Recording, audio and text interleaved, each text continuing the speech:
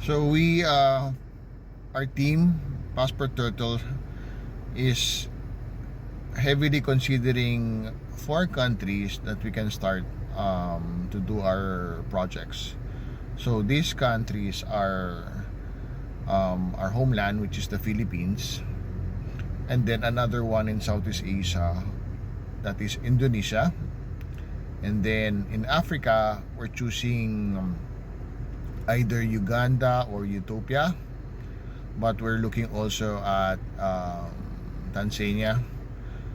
For South America or Latin America, we are seriously looking at Mexico and Guatemala and probably Peru.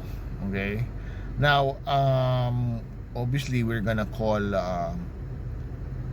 the targeted people or groups in those countries, but I'm asking you right now, those who are watching this video, what countries do you want us to start? Because we cannot do like 10 countries simultaneously. However, I believe we could do at least 3 to 4 countries at the same time.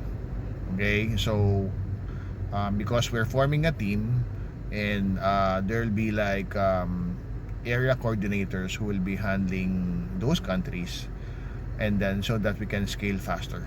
Okay, because Passport Turtle is a agri-tech startup, and we are a global organization. So we're not just focusing on one country, but several countries. In fact, for those who didn't know, there are about 70 plus coffee producing countries around the world. So if we're going to save the coffee crisis and help the smallholder farmers, we need to do this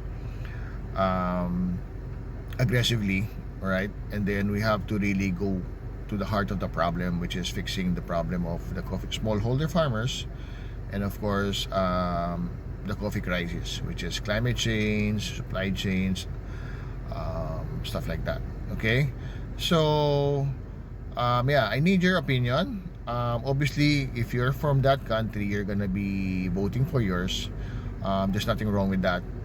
But for those who are living in countries that are not coffee producing, like Japan, Germany, the US, feel free also to message me here so that I can get your suggestion and opinion. Okay, so that's all for now, and I'll see you tomorrow.